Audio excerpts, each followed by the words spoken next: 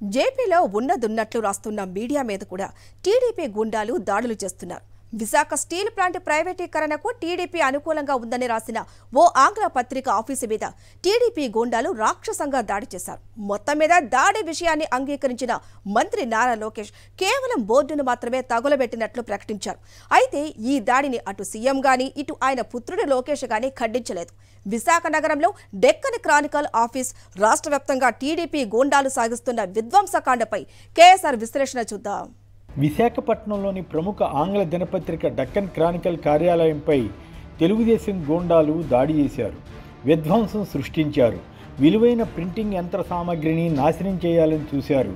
ఇది డెక్కన్ క్రానికల్లో అధికారికంగా వచ్చిన కథనం. మరో విషయం చూద్దాం. ఏపీ మంత్రి తెలుగుదేశం జాతీయ ప్రధాన కార్యదర్శి లోకేష్ దీనిపై ఒక ప్రకటన చేశారు. డెక్కన్ క్రానికల్ డిస్ప్లే బోర్డుపై జరిగిన దాడిని ఖండిస్తున్నాను.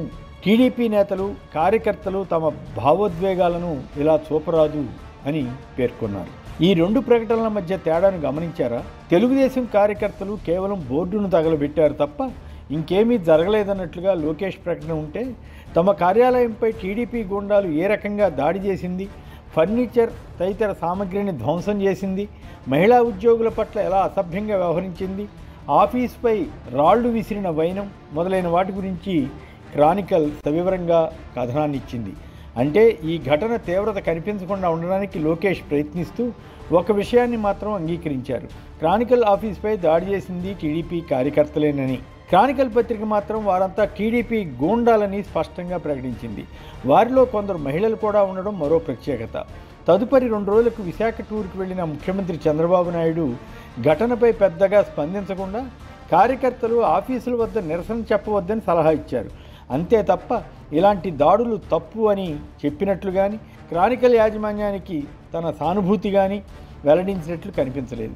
ఏపీలో తెలుగుదేశం కూటమి అధికారంలోకి వచ్చిన తర్వాత సంభవించిన విధ్వంసకాండ గతంలో ఎన్నడూ జరగనిది. టీడీపీ గూండాలు, సంఘ వ్యతిరేక శక్తులు వైసీపీ అనుకూలరపై దారుణమైన రీతిలో దాడులు చేశారు, విధ్వంసాలకు పాల్పడ్డారు. వైఎస్ఆర్ విగ్రహాలను దగ్ధం చేశారు, కొంతమందిని కత్తులతో పొడిచారు, కర్రలతో కొట్టారు, ప్రభుత్వ కార్యాలయాలపై దాడులు చేసి బోర్డులు పీకేశారు. ఇంత జరుగుతున్నా చేష్టలుడిగిన పోలీసు యంత్రాంగం, మానసికంగా పైశాచికానందం పొందుతున్న టీడీపీ నాయకత్వం కారణంగా టీడీపీ గూండాలు తమ ఇష్టారాజ్యంగా అరాచకాలను కొనసాగిస్తున్నారు. వాటికి పరాకాష్ఠగా ఇప్పుడు మీడియాపై కూడా దాడి చేశారు. ఇలాంటి ఘటనే కనుక వైఎస్ఆర్ కాంగ్రెస్ ప్రభుత్వ హయాంలో ఏ కాస్త జరిగి ఉన్నా మొత్తం దేశమంతా ఈనాడు, జ్యోతి వంటి టీడీపీ మీడియా హోరెత్తించేవి. టీడీపీ అధినేత చంద్రబాబు నాయుడు, జనసేన అధినేత పవన్ కళ్యాణ్ మొత్తం రాష్ట్రం అంతా తిరిగి గగ్గోలు పెట్టేసేవారు. పత్రికా స్వేచ్ఛ కనుమరుగవుతున్నా జర్నలిస్టులకు చేమ కుట్టినట్టు లేదని చంద్రబాబు ప్రచారం చేసేవారు. కానీ ఇప్పుడు స్వయంగా డెక్కన్ క్రానికల్ కార్యాలయంపై దాడి చేసిన వారిని పట్టుకుని కేసు పెట్టాలని, వెంటనే అరెస్ట్ చేయాలని ఆదేశాలు ఇవ్వలేదు. ఆయనే మాట్లాడినప్పుడు హోంమంత్రి అనిత వంటి వారు ఎందుకు పట్టించుకుంటారు? మరి ఈ దాడులు చేసిన వారిని ఎప్పటికి పట్టుకుంటారో, ఎప్పటికి కేసులు పెడతారో తెలియదు. అరెస్టులు చేయకుండా నోటీసులు ఇవ్వడం విశేషం.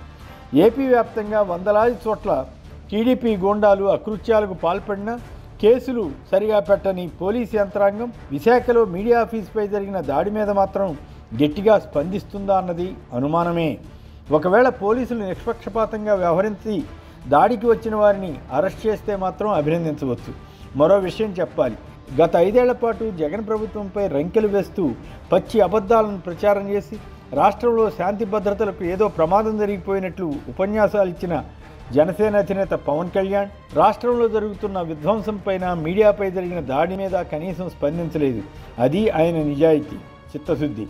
ఇప్పటికే సాక్షితో సహా పలు మీడియా సంస్థలపై అనధికార ఆంక్షలు పెట్టి వేధిస్తున్న రాష్ట్ర ప్రభుత్వం, తెలుగుదేశం పార్టీ ఇక ప్రత్యక్ష దాడులకు తెగబడడం అత్యంత దురదృష్టకరం. విశాఖ ఉక్కు కర్మాగారాన్ని ప్రైవేటు పరం చేయడానికి టీడీపీ, జనసేన, బీజేపీ కూటమి ప్రభుత్వం సుముఖంగా ఉందన్నది క్రానికల్ రాసిన వార్త సారాంశం. నిజానికి క్రానికల్ ఈ వార్తను ముందుగా వెలుగులోకి తేలేదు. ఫైనాన్షియల్ ఎక్స్ప్రెస్ అనే పత్రిక ఈ విషయాన్ని వెల్లడించి టీడీపీ, జనసేనలు విశాఖ ఉక్కు విషయంలో యూటర్న్ తీసుకుంటున్నాయని తెలిపింది. ఒక టాప్ టీడీపీ లీడర్ ఈ విషయం చెప్పినట్లు కూడా ఆ పత్రిక వెల్లడించింది. అదృష్టవశాత్తు ఫైనాన్షియల్ ఎక్స్ప్రెస్ పత్రిక కార్యాలయం విశాఖలో లేదు కాబట్టి సరిపోయింది. ఉంటే ఆ పత్రిక ఆఫీస్పై కూడా ఇలాగే దాడి చేసి భీభత్సం సృష్టించి ఉండేవారేమో.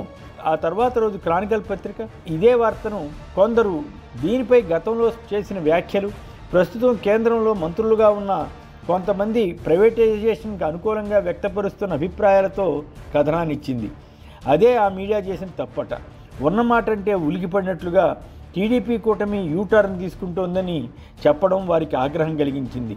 నిజానికి తెలుగుదేశంకు, ఆ పార్టీ అధినేత ముఖ్యమంత్రి చంద్రబాబు నాయుడుకు యూటర్న్ తీసుకోవడం కొత్త కాదు. అది ఆయనకు వెన్నతో పెట్టిన విద్య అని అందరూ అంటారు. ఈ సంగతి దేశ ప్రధాని నరేంద్ర మోడీనే గతంలో ఒకసారి చెప్పి యూటర్న్ బాబు అని పేరు పెట్టారు. నిజంగా విశాఖ స్టీల్ ప్రైవేటీకరణ అంశంలో టీడీపీ జనసేనల వైఖరి మారకపోతే అదే విషయాన్ని స్పష్టం చేసి ఉండవచ్చు, ఖండనివ్వవచ్చు. లేదా ఆ పత్రిక అసత్యం రాసిందని వారు భావిస్తే శాంతియుతంగా నిరసన తెలపవచ్చు. అలా కాకుండా ఇలా దహనకాండకు పాల్పడ్డారంటే ఏమని అనుకోవాలి?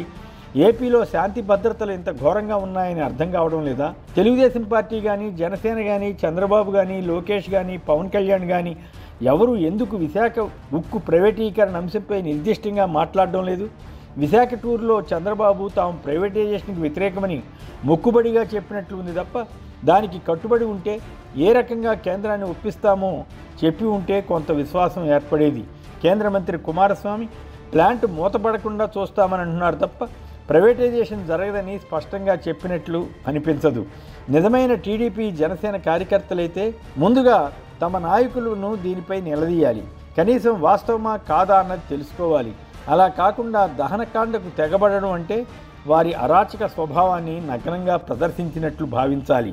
చంద్రబాబు, పవన్ కళ్యాణ్లు విశాఖ స్టీల్పై తమ కార్యాచరణను స్పష్టం చేస్తే సరి.